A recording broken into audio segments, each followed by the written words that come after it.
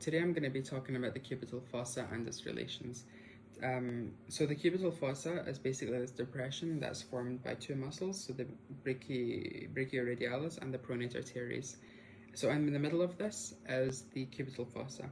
So at the most proximal region, or the base, you have this imaginary line that goes across between the two epicondyles, so the medial and lateral epicondyles, and that will be the base. For the most lateral aspect, you have the brachioradialis, and for the medial aspect, you have the pronator teres. So also at the apex, you have this overlap of the brachioradialis over the pronator teres. The reason is the pronator teres inserts into the midshaft of the radius. Now, to get to the midshaft, it would have to go more deep, so to insert into the radius, and the brachioradialis is at a more superficial position, so therefore the brachioradialis will overlap the pronator teres. Now, for the floor of the cubital fossa, you have two muscles. You have, on the lateral aspect, you have the supinator muscle, and on the medial aspect, you have the brachialis. So on the lateral aspect, you have the supinator muscle. Now, one way to remember it is the supinator muscle inserts into the radius because it needs to force the radius back into position to supinate it. So that will be the most lateral relation of the cubital fossa. And then on the more medial aspect, you have the brachialis. The brachialis inserts into the ulna, therefore it is more medial in position. So because the ulna is more medial than the radius, just know that the supinator muscle inserts into the radius, so it's more lateral, and the brachialis inserts into the ulna, which is more medial, and that could help. And then now for the more superficial relations. So the most superficial relation you have is the skin. Just always remember that. Now, a bit deep to that is the superficial fascia, and that consists of the basilic vein and the cephalic vein. The basilic vein is more medial and the cephalic vein is more lateral. And there's a small connection between the two called the median cubital vein. So that the median cubital vein just connects the basilic and the cephalic vein together. So there's also two nerves. So you have the median cutaneous nerve of the forearm and the lateral cutaneous nerve of the forearm.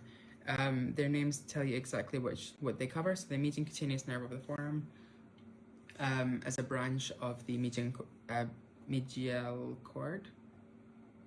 Yeah, the medial cord of the brachial plexus, and then the lateral cutaneous nerve of the forearm as a continuation of the as a continuation of the musculocutaneous nerve. So the muscular part refers to the innervation in the arm, and the cutaneous part of the word refers to the lateral cutaneous nerve of the forearm. And now for the contents, I have this abbreviation that I used called Run, Beat, Bad, Man. Run, beat, bad, man. And that's from lateral to medial. So run is the radial nerve, which is deep to the brachioradialis. Beat is the biceps tendon, so this one. Bad refers to the brachial artery, and man refers to the median nerve. So radial nerve, biceps tendon, brachial artery, median nerve.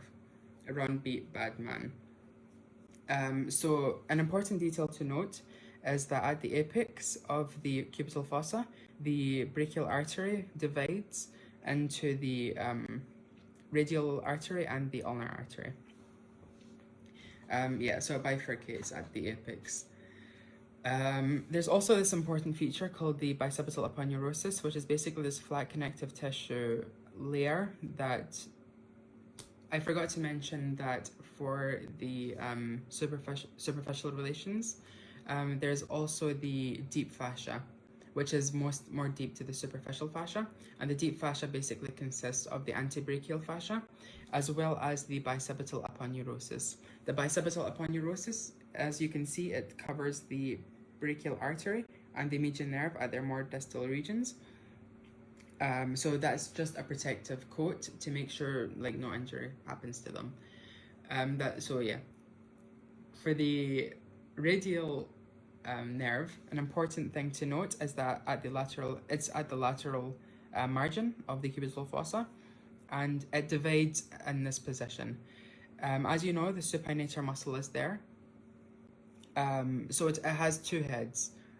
And in between that, a branch of the radial nerve called the deep branch goes through the two heads, like in between them, and that allows it to escape from the flexor compartment to the more posterior compartment of the arm.